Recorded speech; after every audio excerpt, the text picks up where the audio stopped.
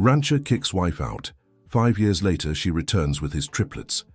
Emily Johnson clutched the pregnancy test to her chest as tears streamed down her face. Michael had just shouted the cruelest words she'd ever heard, ordering her to leave their home immediately. "I never want to see your face again. Get out now." His voice echoed as she threw a few clothes into an old bag. She tried to tell him about the test, tried to explain she was carrying his child, but Michael wouldn't listen. He shoved her out the door and slammed it shut. The sun was already setting as Emily walked down the dirt road with no destination, nothing but the life growing inside her. 3 weeks later, during a free checkup at the health clinic in Fairview, the neighboring town where she'd found temporary shelter, Emily nearly fainted when the doctor revealed the truth. It wasn't just one baby, it was 3 triplets. How would she raise 3 children alone with no job, no home, nothing? Her belly grew too fast. Emily could barely get out of bed in the tiny back room of the boarding house where Mrs. Ruth, a kind elderly woman, let her stay in exchange for help with cleaning. But how could she clean with such a huge belly? The nausea was unbearable. She spent hours vomiting, and the little food she could keep down was scarce. Mrs. Ruth did her best, but the boarding house barely made a profit. Emily cried every night, remembering Michael, the love they'd sworn to each other, the plans they'd made. Why had he changed so much? What had happened that fateful day? She replayed every moment, trying to understand. That morning, he'd been as affectionate as ever, kissing her before heading out to the pasture. But when he returned in the late afternoon, he was a different man, his eyes full of rage, accusing her of things that made no sense. Dear listener, if you're enjoying the story, don't forget to like and especially subscribe to the channel. It helps us newcomers a lot. Now back to the story. The delivery was complicated. At just 32 weeks, the babies had to come immediately. Emily screamed in pain at the county hospital alone, with no one to hold her hand. First came Ethan, tiny but strong, then Noah, who needed help breathing. Last was Emma Grace, the smallest of the 3. When Emily woke up, she saw all 3, babies in the nursery, so small, so fragile. How would she care for them? Despair took over. She had no diapers, no milk, nothing. But as she looked at their little faces, she swore she'd do anything for them. Mrs. Ruth was an angel. She found used baby clothes, secured donated milk, and helped however she could. But Emily knew she couldn't depend on her forever. With the babies still small, she started taking in laundry. Her hands grew raw, her back ached, but it was the only way. The triplets grew slowly. Ethan was the fussiest, always wanting to nurse first. Noah was quiet, his silence worrying Emily. Emma Grace cried constantly, as if missing something Emily couldn't name. 6 months passed. Emily barely slept. When one baby stopped crying, another started. Dark circles took over. Her once youthful, pretty face. At 25, she looked 40, but she kept going one day at a time. Then, one Sunday afternoon, the first twist came. Emily was hanging diapers on the clothesline when she saw a woman approaching. Her heart raced. It was Jessica, Michael's sister. What did she want here? "Emily, is that really you?" Jessica looked shocked. "What do you want?" Emily tried to hide the fear in her voice. I had to see if it was true. I heard you had babies." "So what? Your brother threw me out, remember? I have nothing to do with you anymore." Jessica lowered her eyes. She seemed to carry a heavy weight. She stood there motionless, staring at the tiny clothes on the clothesline, until she whispered something that made Emily Johnson freeze. "He doesn't know anything, Emily. Michael doesn't know about the babies. How could he not know, and why should I believe you? Because there are things you don't know. Terrible things that happened that day." Emily felt her legs go weak. What things? What was Jessica hiding? But before she could ask, one of the babies started crying inside. Jessica took the chance to leave, only leaving behind a note with an address and the words, "When you're ready to know the truth, come find me." That night, Emily couldn't sleep. What truth was this? Why didn't Michael know about the children? She was sure he had seen the pregnancy test that day. Or had he? The questions pounded in her head as she nursed Emma Grace. The little girl fed eagerly, her eyes closed, her tiny hands clutching her mother's chest. It was in these moments that Emily felt a fleeting peace, as if nothing else mattered but that pure, unconditional love. But reality always returned. The bills piled up. The money from the laundry barely covered the milk. Ruth helped as much as she could, but Emily saw the worry on the older woman's face.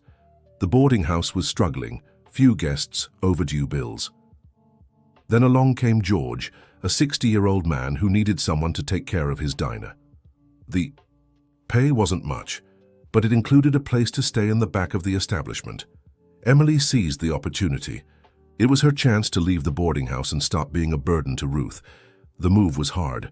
Carrying 3 babies and the few things she owned took several trips.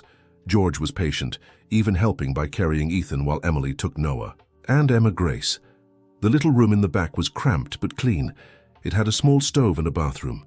It was more than she'd had before. The work at the diner was exhausting. She woke at 4 in the morning to prepare the snacks, leaving the babies in a makeshift playpen behind the counter. When they cried, she rushed to soothe them. The regular customers understood, some even helped. Others complained about the noise. George was understanding, but Emily knew the situation wasn't ideal. How could she work properly with 3 small babies? How could she give attention to both the customers and her children at the same time?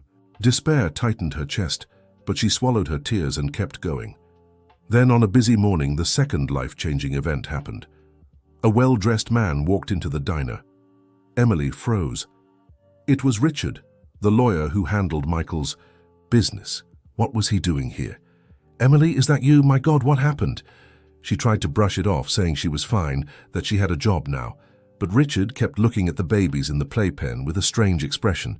He ordered coffee and watched. As he left, he slipped her a card. "If you need help anything, come find me. There are things happening that you need to know."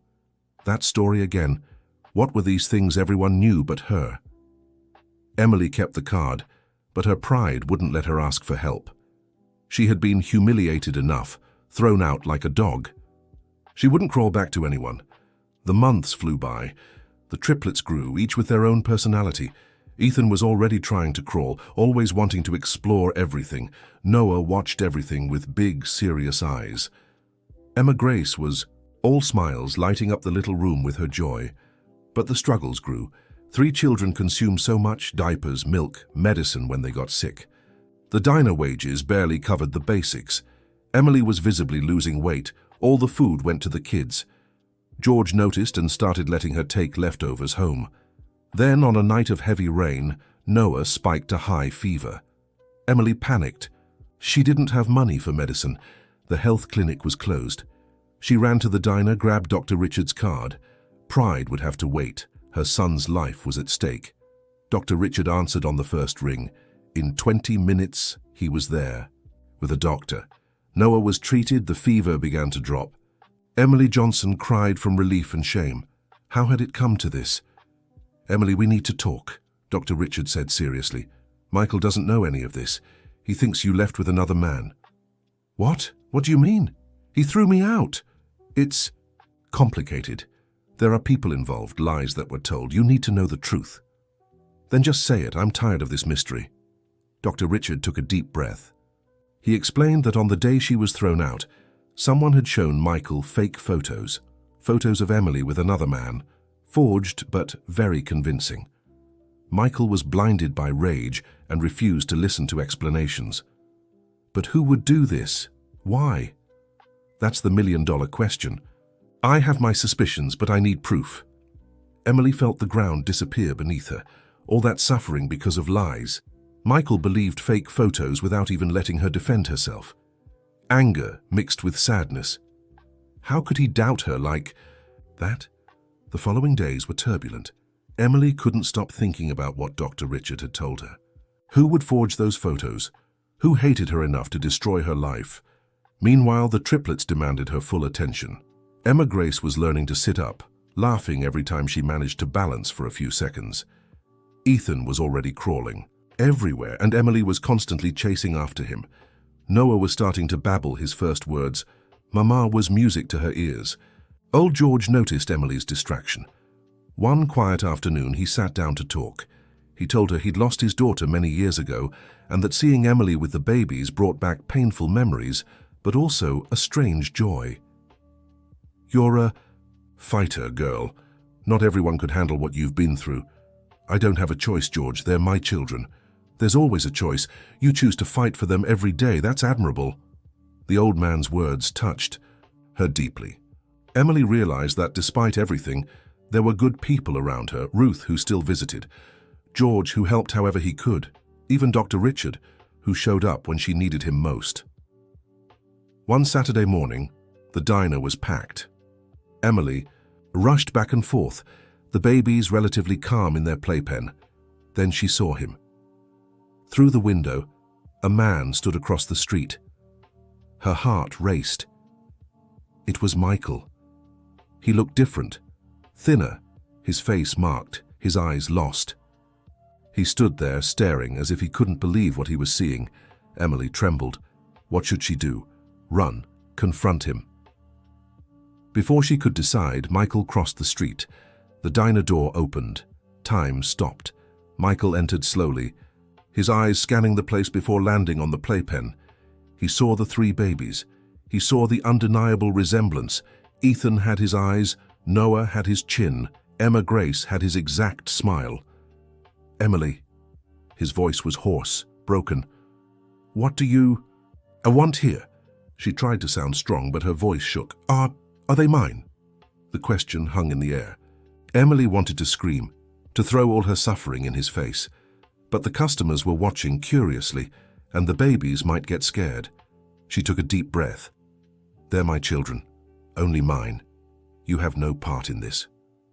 Michael staggered, as if he'd been punched. Tears filled his eyes. He tried to step closer to the playpen, but Emily blocked his path. "No, you don't have that right. You threw me out while I was pregnant. You wouldn't even listen." "Emily, please, I didn't know. I Get out, now." George appeared from the back, sensing the tension. With one look, he made Michael understand it was best to leave.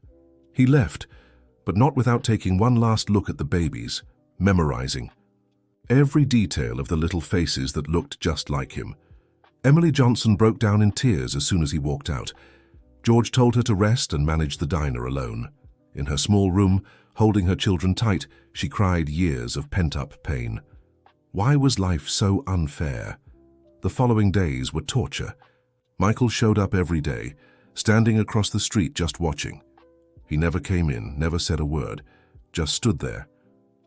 Emily pretended not to see him, but inside, she was shattered. Dear listener, if you're enjoying the story, don't forget to like and especially subscribe to the channel. It helps us so much as we're just starting out. Now back to the story. It was Jessica who broke the stalemate. She walked into the diner one afternoon and asked to speak in private. Emily resisted, but her sister-in-law insisted until she gave in. "Emily Johnson, I have to tell you everything. I can't carry this guilt anymore." "What guilt, Jessica?" "It was Mom. She set the whole thing up." The ground vanished beneath Emily's feet. Helen, her mother-in-law, who had always been distant but polite? Why? Jessica told her everything. Helen had never accepted their marriage. She thought Emily was too poor, from no important family. When she found out Emily was pregnant, she panicked. Grandchildren with inferior blood, never. She paid a man to take those photos, paid well to make it look real. Michael fell right into it. "And you knew? All this time?" "I found out later. I tried to tell him, but Mom threatened me, said she'd disown me, ruin me." Emily's hands shook with rage. All that suffering because of a bitter old woman's prejudice? Her children going hungry because of that woman's sick pride? And now? What do you want me to do with this? Michael needs to know. He's wasting away with guilt. He figured out the photos were fake on his own, confronted Mom. She confessed everything. So what? Does that erase what I went through? Does it give me back the lost time? Jessica hung her head. There was no answer. The damage was done. But she begged Emily to at least hear Michael out, to let him know his children. He's their father, Emily Johnson. It's not fair to keep them from him. Fair? You want to talk about fair? Where was fairness when I slept on the street pregnant? When I starved to feed my kids? The conversation ended with no resolution. Jessica left, devastated. Emily went back to work, but her mind was elsewhere. Was it right to keep their children from their father? But how could she forgive so much pain? The answer came unexpectedly. Noah got sick again. This time it was serious, a respiratory infection that required hospitalization. The county hospital was full, no beds available. Desperation took over. Emily. Then Michael appeared. Without a word, he scooped Noah into his arms and ran. Emily chased after him, screaming, but he was already buckling the baby into the car. "Trust me, I'll save our son. Our son." The words struck Emily like lightning. With no choice, she got in the car. Michael drove like a madman to the private hospital. He rushed in carrying Noah, shouting for help. Within minutes, Noah was being treated by the best doctors. Michael filled out paperwork, covered every expense. Emily saw a desperate man, a father fighting for his child. The hours in the waiting room felt endless. Michael paced back and forth. Emily cried quietly. When the doctor finally came out to say Noah was stable, the two hugged without thinking, a hug of relief, of shared pain. "Forgive me, Emily Johnson." "Please forgive me," Michael sobbed. "It's not that simple, Michael. I know I don't deserve it. But let me try. Let me be their father." Emily looked at the broken man before her. This wasn't the proud rancher who had thrown her out. It was just a man discovering fatherhood in the worst possible way. Let's take it slow, one day at a time. The days at the hospital were eye-opening. Michael never left Noah's side. He learned to change diapers, give bottles, soothe. The crying. The nurses melted seeing this big man caring for the baby with such tenderness. Emily Johnson watched it all with mixed feelings. The anger was still there, but she saw his genuine effort. She also noticed how Noah calmed in his father's arms, how he smiled when Michael made silly faces. When Noah was discharged, Michael made an offer. He'd rent a nice house for Emily and the kids close to the ranch. He'd cover all expenses, ensuring comfort and safety. He asked for nothing in return, just the right to be a father. "I don't want charity, Michael."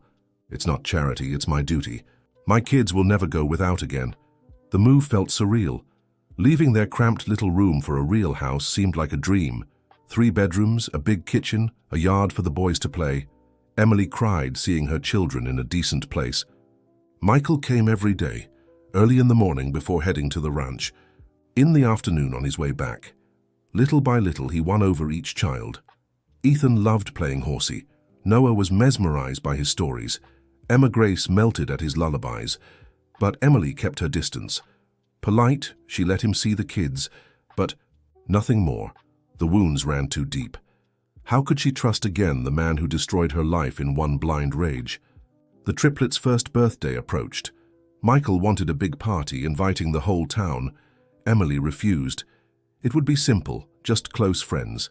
He agreed, respecting her boundaries. On the day, Emily was moved. 1 year of life for her, little warriors.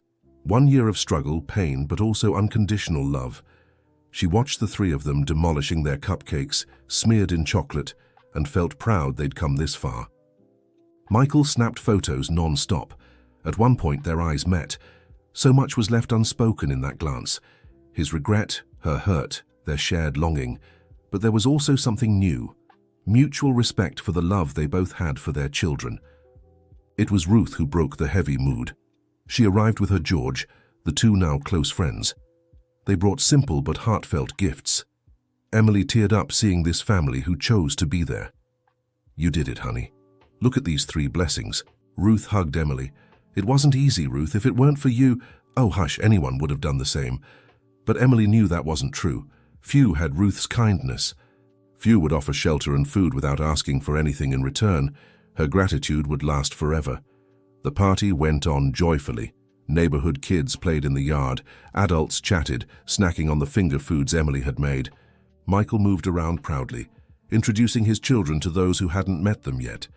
In a moment of distraction, Emma Grace crawled toward the street. A car sped toward her. Emily screamed, her heart racing.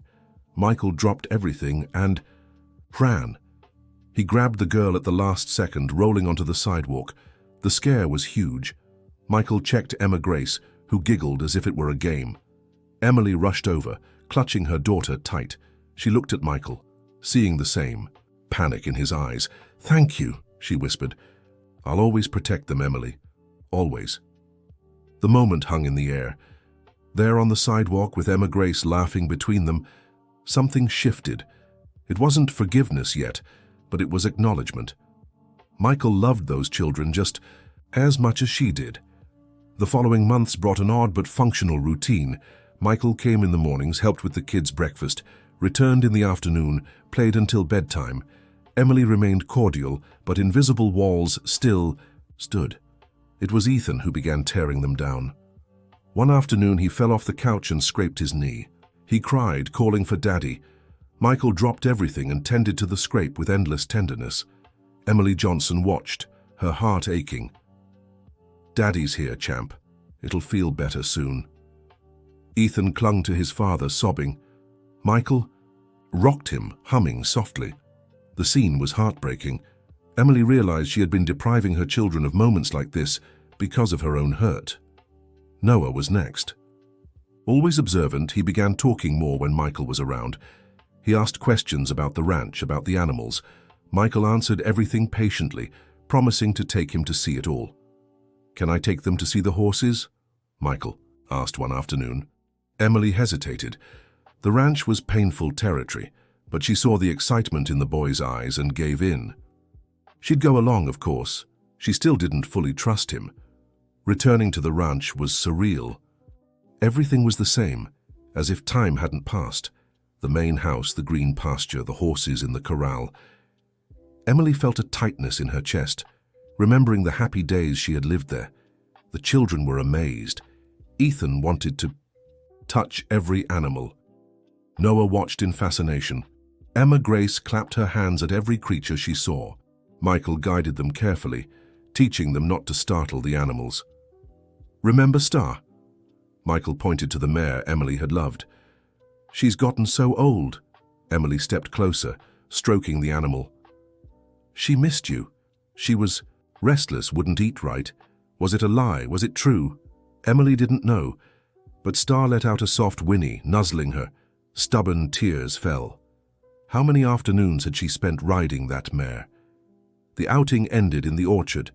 The children ran between the trees, Michael chasing them, pretending to be a monster. Their laughter echoed. Emily sat on a bench, watching.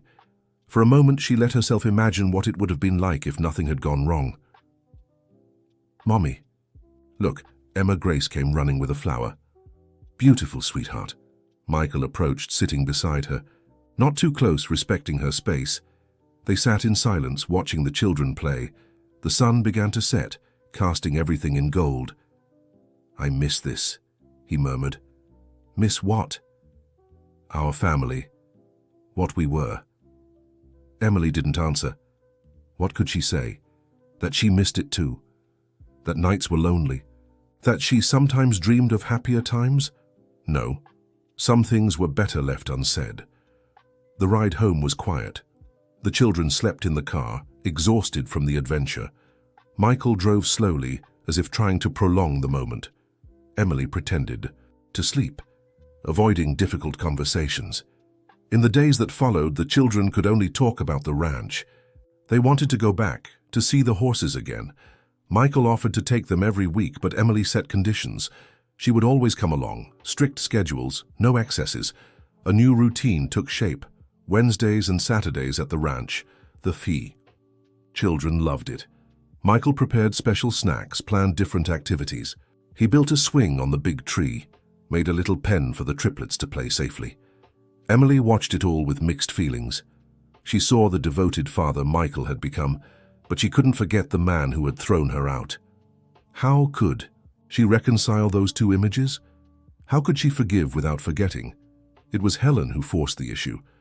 She showed up one Saturday afternoon at the ranch. Emily froze as her mother-in-law approached. Michael tried to stop her, but the old woman went straight to the grandchildren. "So these are the bastards?" The word cut like a knife. Emily lunged, but Michael was faster. He gripped his mother's arm tightly. Never use that word to talk about my children again. Your children? Are you sure they're yours? That one was always easy. It was too much. Emily lost control. Years of humiliation exploded. She moved toward Helen, only Michael managing to hold her back. The children started crying, frightened by the shouting. "Get out of here, Mom, now!" Michael was unrecognizable with rage. "You choose that tramp and her brats? I choose my family, and you're no longer part of it." Mrs. Helen stormed off, threatening to disinherit Michael. He didn't even care. He rushed to the children, calming them one by one. Emily Johnson trembled with anger, tears streaming uncontrollably. "Emily, I'm sorry, I didn't know she'd come. It's always like this, Michael. Always someone here to humiliate me. Never again, I promise she won't come near you ever again." The promise seemed sincere. Michael hugged the children, kissing each little face. He apologized 1,000 times. Emily saw his anguish, but the reopened wound bled. They went home in silence. The kids fell asleep, exhausted from crying. Michael helped tuck them in, then stood frozen in the doorway, unsure what to do. Dear listener, if you're enjoying the story, take a moment to like and especially subscribe to the channel. It helps us newcomers a lot. Now, continuing. Emily, we need to talk about the future. What future, Michael? We have no future. We have 3 futures sleeping right there. They deserve better than this. It was true, the children deserved a real family, not this uncertain situation. But how do you build something on ruins? How do you trust again? Let's take it. Slow, Michael, very slow, he agreed. He knew broken trust needed time to rebuild, if it could even be rebuilt. But he was willing to try for them. Weeks turned into months. The routine continued with ups and downs. Michael proved his promise was serious. Mrs. Helen was banished. Her name wasn't even mentioned. Jessica visited sometimes, always awkward. The triplets grew fast. Ethan ran everywhere, endless energy. Noah spoke in full sentences, always asking why. Emma Grace was pure sweetness, hugging everyone, handing out little kisses. One ordinary day, Emily was fixing lunch when she heard it. Ethan called Michael Daddy naturally, asking him to push the swing. Her heart clenched. It was inevitable. The children had bonded. "Daddy, higher." Ethan laughed. "Hold on tight, champ." Noah came over, asking for his turn. Emma Grace chased butterflies. Michael juggled between them, attentive to every need. Emily watched from the window, a lump in her throat. That night, after the kids fell asleep, Michael lingered. He usually left as soon as they dozed off, but this time he stayed, picking up scattered toys. "They're growing so fast," he remarked. "Too fast," Emily agreed. "Soon they'll ask why Daddy doesn't live here." The silence grew heavy. It was true, the children would notice his absence, question it. What could she say? That Daddy made Mommy suffer? That adults make unforgivable mistakes? "I don't know what to do, Michael." "Neither do I, but I know I love you. I never stopped." The words hung in the air. Emily's heart raced. After everything, he still spoke of love? How? Love doesn't kick a pregnant woman out of the house. I know. I was an idiot. Blind. But it was sick, jealous love. I believed lies because the fear of losing you drove me mad. And you lost me anyway. Did I? The question stung. Had he? Emily wasn't sure anymore. The old Michael, the one she'd loved madly, was gone. But this new Michael, a devoted father, a remorseful man, who was he? I need time. All the time in the world. Just let me prove I've changed. The following months were cautious steps forward. Michael remained present, but now they talked beyond the children. They spoke of the weather, the ranch, trivial things. Slowly, laughter returned. The triplets' second birthday arrived. This time, Emily allowed a bigger celebration. After all, the kids deserved it. The ranch was decorated. Children from all over the neighborhood came. Emily was surprised by how well organized it was. Michael thought of every detail. Clowns. For the boys, a bounce house, cotton candy. He even brought ponies for rides. The children were ecstatic. "You went overboard," she commented. "I want to make up for the first birthday." You don't need to make up for anything. Yes, I do. I need to make up for every day I missed. During the party, Emily Johnson noticed something that touched her. Michael talked to every father, every mother, introducing their children with endless pride. He wasn't ashamed of the situation. He hid nothing. "These are my 3 treasures," she heard him say. George and Ruth were there, of course. The old man was moved to see Emily in that setting. He pulled her aside. "Are you happy, girl?" "I'm okay, George. I didn't ask if you're okay. I asked if you're happy." Emily looked around. The children playing, laughing. Michael carrying Emma Grace on his shoulders. The sun shining, the party lively. Was this happiness, or just a moment of peace? "I don't know, George. I don't know what happiness is anymore." Happiness is right here. Your kids smiling, people who love you nearby. Don't complicate what's simple. The old man's words echoed in her mind. Was she overcomplicating things? Was forgiveness simpler than she imagined? But how could she erase the pain? The party ended with the triplets exhausted. Michael helped put them to bed, each in their own little bed. Emily watched from the doorway as he tenderly tucked them in. "They're perfect," Michael whispered. "They really are. Thank you, Emily." "For what?" "For not giving up, for fighting for them when I failed." The tears came without warning. Years of lonely struggle, of fear, of not knowing if she'd make it. And now this acknowledgement. It was too much. Michael stepped closer, slowly. He didn't touch her, just stayed nearby. Emily cried softly, releasing pent-up pain. When the tears dried, he was still there. "I'll win you back, even if it takes my whole life."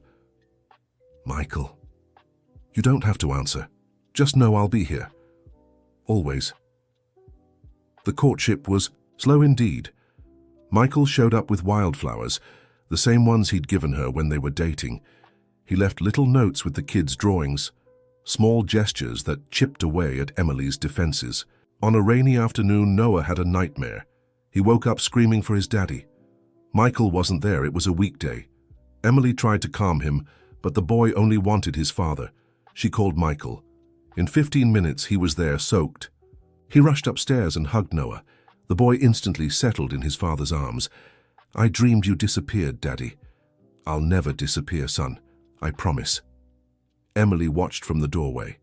She saw her son calming in his father's arms, the connection undeniable. Her heart softened a little more. Michael stayed until Noah was sound asleep. He came downstairs slowly and found Emily making coffee in the kitchen. He accepted the cup in silence. "Does he have nightmares?" "Often." He asked worriedly. "Sometimes I think he misses you at night." The silence was heavy. Both knew the obvious solution, but neither dared say it. How could they take that step? How could they go back after so much? "Can I sleep on the couch when he has nightmares?" Emily considered it. It was reasonable, for the kids, always for the kids. She nodded. It became routine. Whenever one of the 3 woke up crying, they'd call Michael. He'd come, calm them, and sleep on the couch. In the morning, he'd make coffee for everyone before heading to the ranch. Little by little, Emily let her guard down. They talked. Late at night about the children. Michael shared stories from his childhood, the fears he'd had. Emily opened up about the struggles of those first months alone. "How did you manage?" he asked one night. "I had no choice. They needed..." "Faisert, you're the strongest woman I know." "I'm not strong, Michael. I'm just a mother." Their eyes met.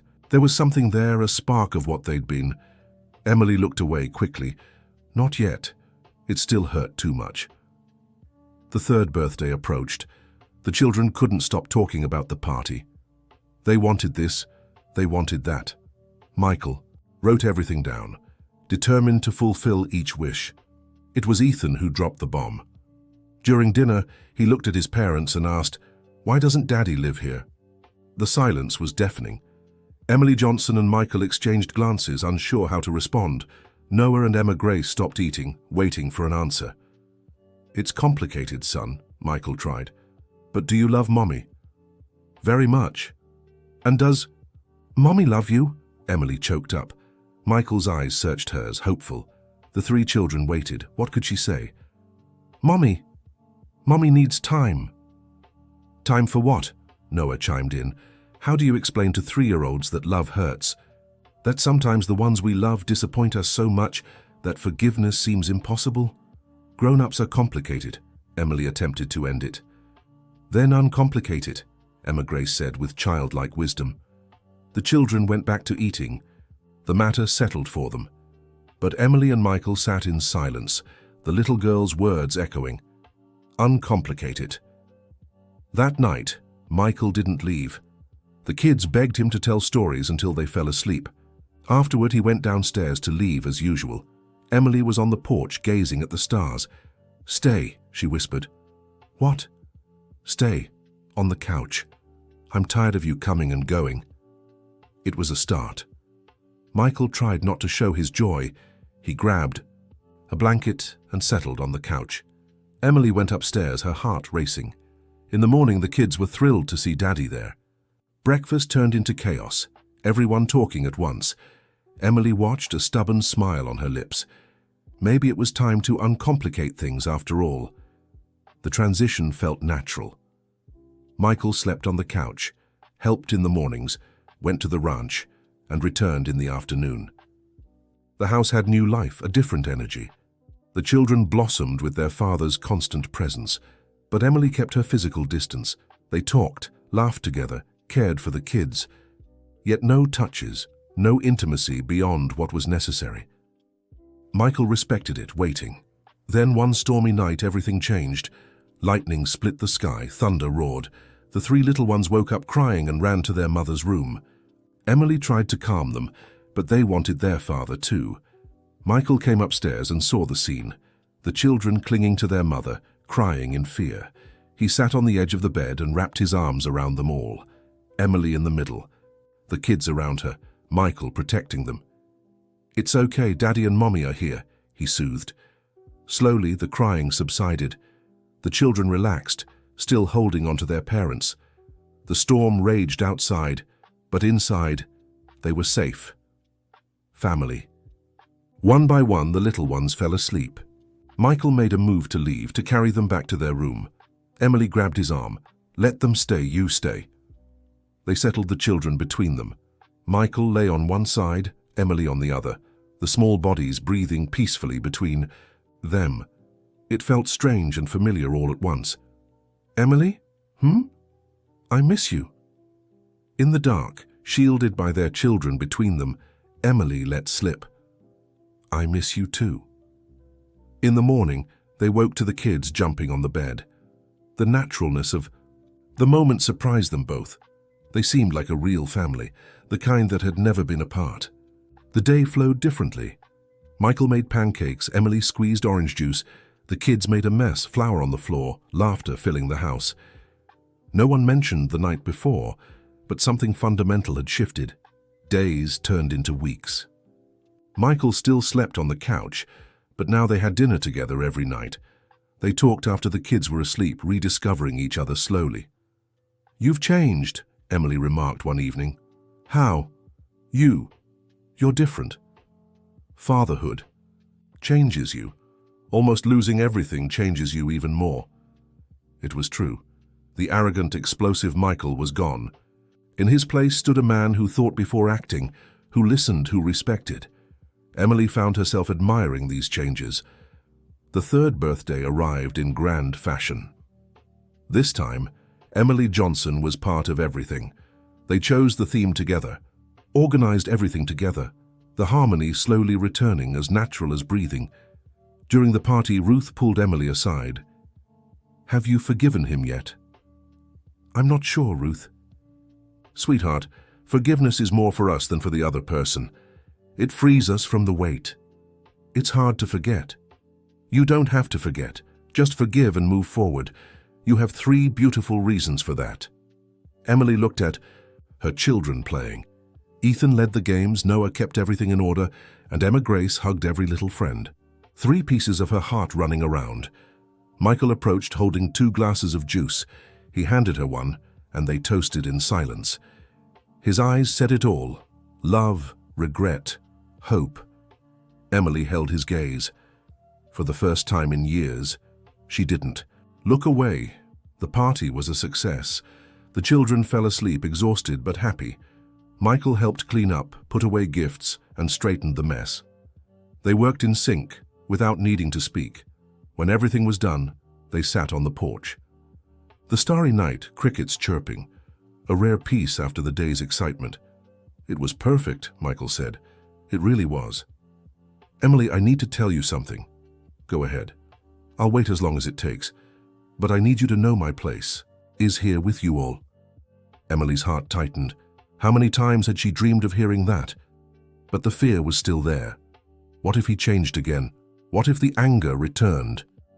"I'm scared, Michael." "Me too. Scared of losing you all again. That's why I'll never give you a reason to." Tears welled up. Michael moved closer, gently touching her face. Emily didn't pull back. She leaned into his touch, closing her eyes. "Let me take care of you too. Not just the kids." "I don't know if I can. Can we try, slowly?" Emily opened her eyes and saw sincerity in his gaze. She nodded. Michael smiled. A small but genuine smile. It was a beginning. The following months were about rebuilding. Michael moved from the couch to the guest room. Small progress but meaningful. They shared chores, decisions about the kids' daily life. The children noticed the change. They grew calmer, more secure. Ethan's restlessness lessened. Noah smiled more. Emma Grace hummed around the house. One ordinary afternoon, Emily was cooking while Michael helped Noah with a puzzle. Ethan and Emma Grace painted at the table. A simple domestic scene, but Emily paused to take it in. This was all she'd ever wanted.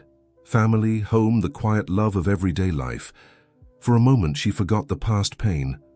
Only the present existed, that kitchen full of life. Michael caught her gaze. He smiled and winked. Emily blushed, turning back to the stove. But her heart beat differently. Maybe, just maybe, starting over was possible. The first argument after reconciliation came over something silly. Michael wanted to enroll the kids in an expensive private school. Emily thought it unnecessary. The public school was good. "It's not about quality. It's about giving them the best," Michael argued. "The best isn't the most expensive. It's where they'll be happy." "How can they be happy if they could have more?" "I had less and I was happy. Until you ruined it." Silence cut through. Michael lowered his head. Emily regretted it immediately, but it was too late. The wounds still bled sometimes. "I'm sorry, I didn't mean that. No, you're right, I did ruin everything." The conversation died there. Michael left for the ranch early. Emily carried a weight in her chest. Why had she poked the wound? That night he returned with wildflowers and the public school enrollment form. "You're right. What matters is their happiness." "Michael, about earlier. It's okay. I know. It'll take time. I deserve every jab, but I didn't deserve it."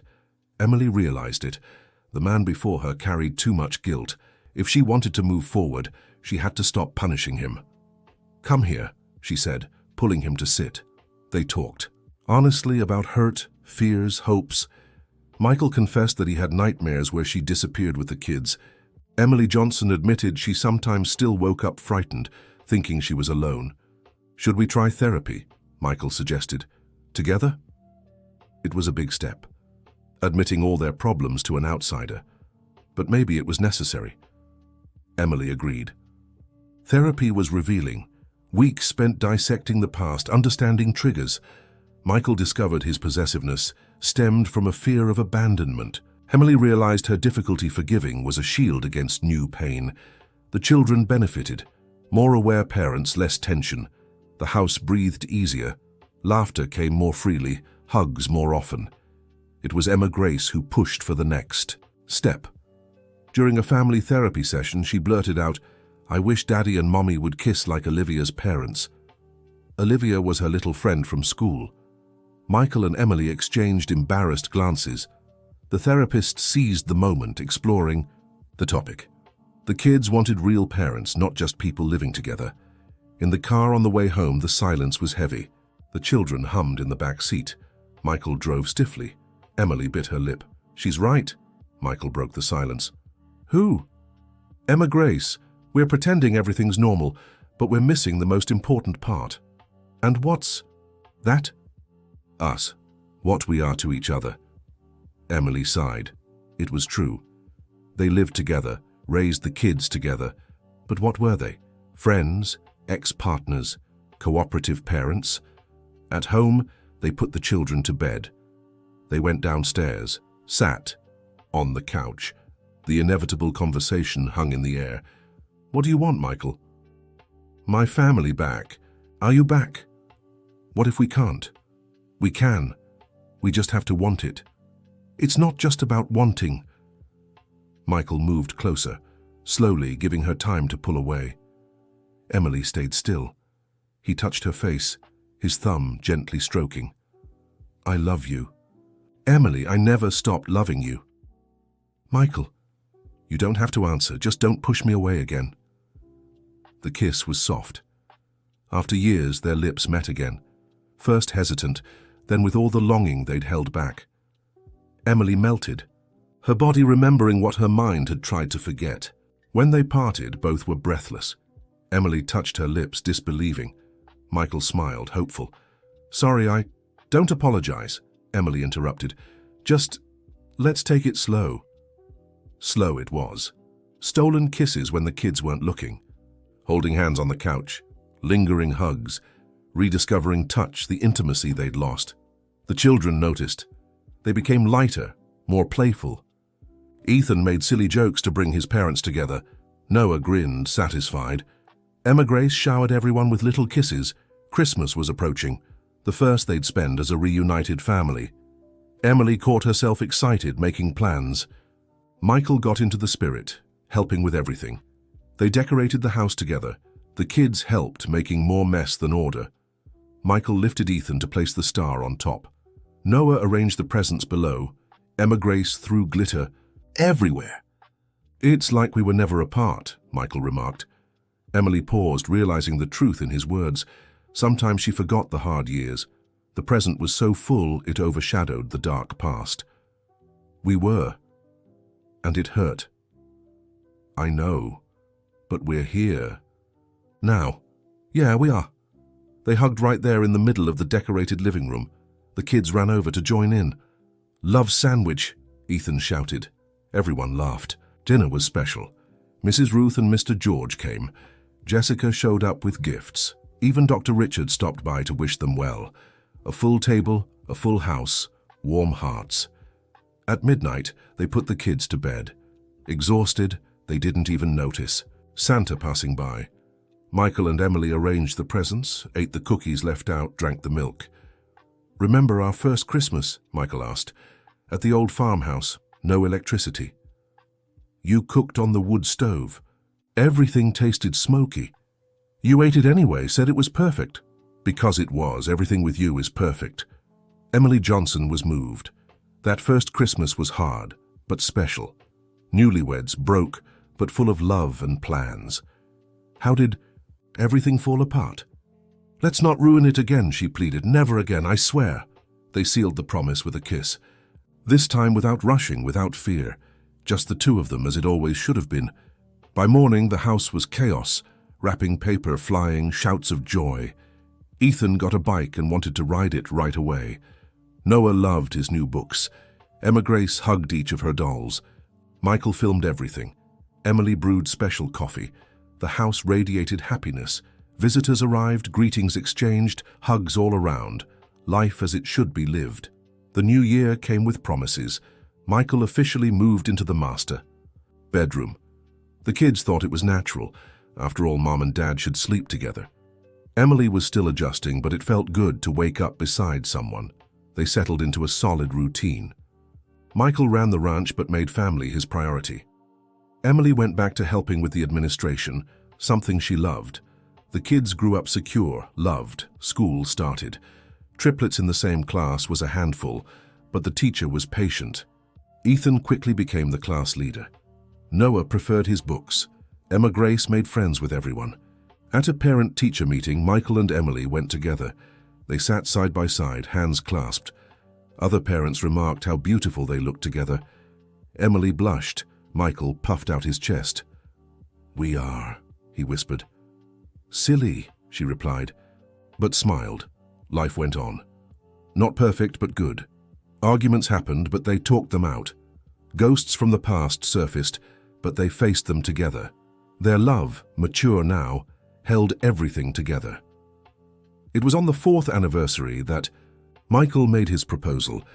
During the party, in front of everyone, he knelt. Emily froze. The kids jumped around them. "Marry Daddy, Mommy!" Emma Grace shouted. "Emily, will you have me again, forever this time?" Tears streamed down. How could she say no? How could she deny what was so obvious? They loved each other. Always. The road had been winding, but they'd arrived where they belonged. Yes, 1,000 times yes.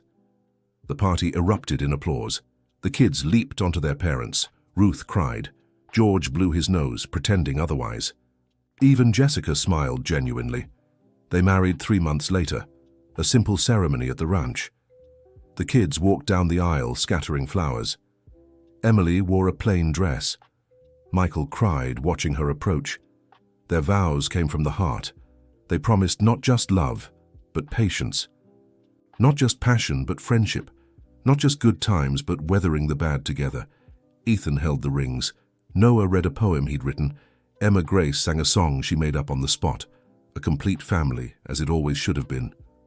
The party lasted till dawn. They danced under the stars. The same ones that had witnessed their pain now saw their joy. Emily rested her head on her husband's chest. "Was it worth it?" he asked. "Every tear, every hard day." "Forgive me?" "I already have. Long ago." It was true. Forgiveness had come slowly, but it had come completely. She hadn't forgotten. The scars were there, but they didn't hurt anymore. They were reminders that they'd survived. The years flew by. The kids grew up beautiful, smart, full of love. Ethan became a vet, caring for the ranch animals.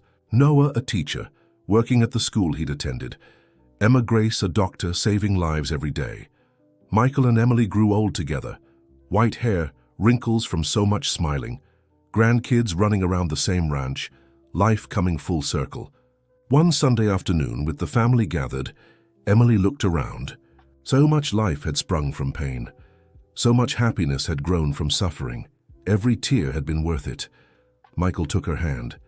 They still looked at each other like they had on day one. Their love, tested to the limit, had proven stronger. It had survived lies, separation, near ruin. "What are you thinking?" he asked. "About us, about everything we've been through. Would you do it all again?"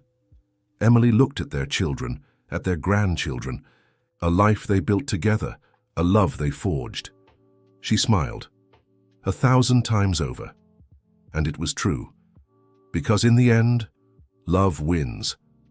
Not the easy, romantic kind, but the love that works, forgives, rebuilds.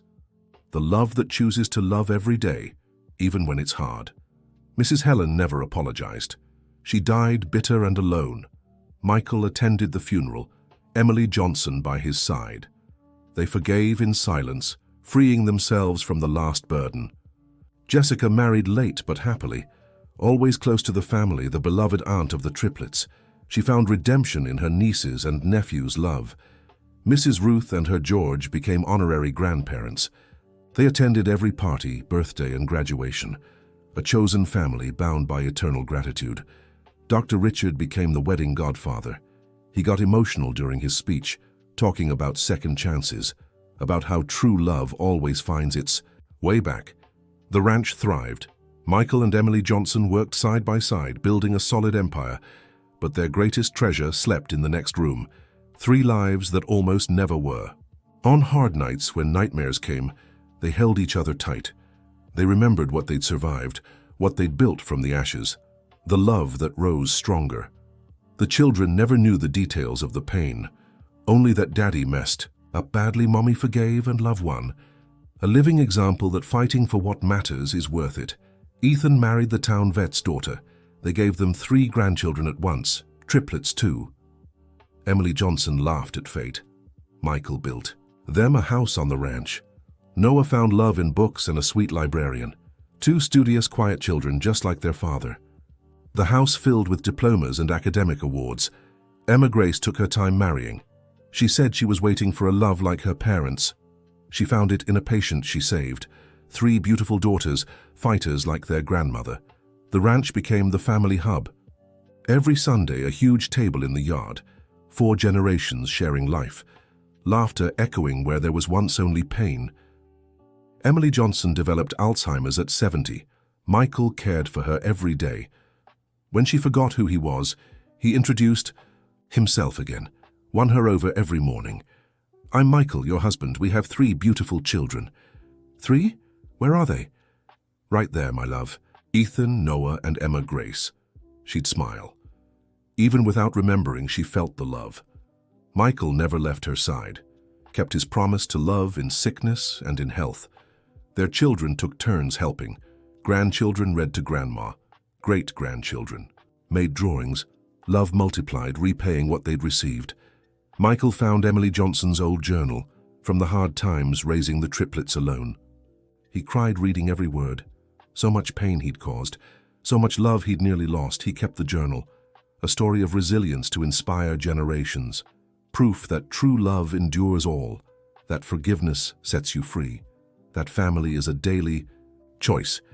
Emily Johnson passed at 75 in her sleep, Michael beside her hand in hand, smiling in eternal rest. Mission accomplished. Loved was loved, left a legacy.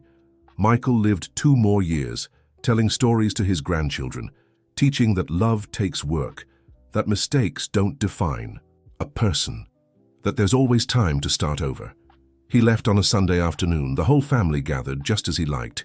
His last breath was her name, Emily Johnson, the love of his life. They were buried together. A simple headstone. They proved love conquers all. An absolute truth for those who knew their story. The triplets took over the ranch, kept the traditions. Sunday dinners, open doors, love multiplied. They inherited more than land. They inherited an example. Ethan taught his children to forgive. Noah wrote a book about the family. Emma Grace named a hospital wing in honor of her parents. A living legacy of love that prevailed. The ranch house became a family museum, photos telling their story. The first marriage, the unrecorded separation, the reunion, the life rebuilt. Great-grandchildren listened in awe. How did great-grandma raise 3 babies alone? How did great-grandpa win her back? Proof that there's no love without struggle. The little room at Ruth's boarding house was preserved, a plaque honoring her kindness. Noah funded renovations, turning it into a shelter for single mothers, a circle of kindness completed. George's Diner became a local tradition. The table where Emily Johnson worked while pregnant was marked. Successful businessmen ate there, remembering their humble beginnings. Jessica lived to 90, keeper of the family memories. She told the young ones about pride that divides, about humility that unites, about forgiveness that heals. Dr. Richard left a scholarship for mothers raising children alone. Study law, defend yourselves. The scholarship's name? Emily Johnson, the warrior. The swing tree grew enormous. Generations swung there. Michael pushing Emily Johnson, then the children, grandchildren, great-grandchildren, love in eternal motion. The orchard bore fruit for decades. Emma Grace made jam from her grandmother's recipe, distributed it in town, a sweet treat that united like the family it represented. The fake photos were never found, a mystery that died with Helen. But it didn't matter. What matters isn't the lie, it's the truth that survives. Noah's nightmares disappeared. He grew up secure, loved, proof that a father's presence heals. That consistent love conquers trauma. That family is a safe harbor. Emma Grace's smile brightened lives. She inherited her mother's sweetness, her father's determination, saved thousands, but said her parents saved her first. Ethan's bicycle was passed down generation to generation, first vehicle of freedom, symbol of a happy childhood, of parents who, though separated, gave their best. Michael's pancakes became a tradition.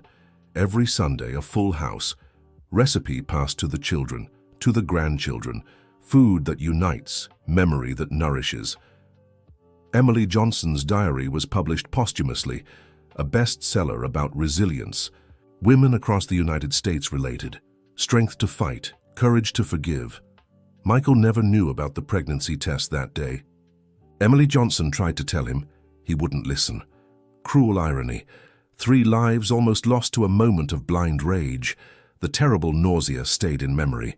Emma Grace, when pregnant, called her mother. Emily Johnson soothed her, promised it would pass, that in the end it would be worth it. The raw hands from washing clothes became a symbol. Successful children showed, these hands worked for us, no shame, only endless pride. Jessica's note was kept, when you're ready for the truth. Truth that freed them all, that allowed rebuilding, that brought family back, the vomiting. At the county hospital, the loneliness of childbirth, Ethan, Noah and Emma Grace being born. Pain that turned to triple love, suffering that brought blessing. Ruth lived to see Emily Johnson's great-grandchildren. Died happy, mission accomplished, helped when no one else would. Love repaid 1,000-fold. George danced with Emily Johnson at her second wedding. The father he chose to be, a man who saw strength where others saw weakness. An example of kindness. Noah's high fever, a mother's desperation, the humiliation of asking for help. But also the discovery. Michael had been deceived. Truth beginning to surface. The forged photos. Technology in service of malice. But true love sees beyond. Michael figured it out himself. Late, but he did. Fought to make amends. Star, the mare, lived to 30. Saw her owners reconcile. Carried grandchildren, great-grandchildren. Died peacefully in the pasture she knew. Buried with honors. The coffee in the kitchen. Michael drenched from rain. A son crying for his father. The moment Emily Johnson realized she couldn't deprive her children of a father's love. Helen's broken promise became a blessing. Disinherited, Michael worked twice as hard, built his own fortune, proved love is worth more than inheritance. Daddy, higher, an echo across generations. Ethan pushing his own children, same words, same swing. Love that doesn't die, only transforms. The nightmares where Emily Johnson disappeared. Michael woke up sweating. She calmed him. I'm not going anywhere. A promise kept till the end. Love that stays. Keep it simple. Emma Grace's wisdom. At age 3. A phrase that became the family motto. When everything seems difficult, they remember. Sometimes it's simple. Just love. The couch where Michael slept for months, stored in the attic. The kids wanted to throw it away. Emily Johnson wouldn't let them. A symbol of patience, of slow victories. The first kiss of reconciliation, after years. Lips that recognized each other. The body remembering what the mind tried to forget. Surrender to the inevitable. The therapy that saved everything. Initial shame that turned to liberation. They learned to communicate, to listen, to understand. An investment that saved the family. Christmas in the decorated house, the first one together again. Emma Grace's glitter on everything. Even at Emily Johnson's funeral, they found sparkles. Joy that doesn't die. The marriage proposal. At the birthday party. Public. Brave. Michael wasn't afraid anymore. Shouting to the world, I love. This woman, always have. The simple veil of the second wedding. More beautiful than the first. Because it carried history. Invisible scars. Love's triumph over everything. Every tear was worth it, Emily Johnson said, a truth that echoed. Great-grandchildren hear it. They learn. Nothing important comes easy. Fight for what you love, always. White hair intertwined, evening on the ears. Porch. Holding hands like teenagers. A living example. Love ages beautifully when it's true. 3 lifetimes of suffering. Thousands touched by their example. The hospital, school, vet clinic. Wherever the triplets went, they left a mark. Love. Multiplied infinitely. Michael dying with her name on his lips. Emily Johnson. 2 became 1. A complete story. Love that survived everything. The ultimate proof, it was worth it. The gravestone always visited. Fresh flowers. Grandchildren sharing news. Great-grandchildren leaving drawings. Death doesn't. Separate true love, it only transforms. Sunday dinners continue. the fourth generation arriving, the story retold. Grandparents who separated, suffered, forgave, loved, triumphed, an eternal example. They proved love conquers all isn't just a phrase, it's a lived truth, documented, passed on, a legacy greater than land, greater than money. Love. End. Of story. If you've made it this far, tell us what you thought of this story of resilience and love. Did Emily Johnson make the right choice by forgiving Michael? Share your honest opinion in the comments. We love reading every message. Don't forget to like and subscribe to the channel for more heartwarming stories.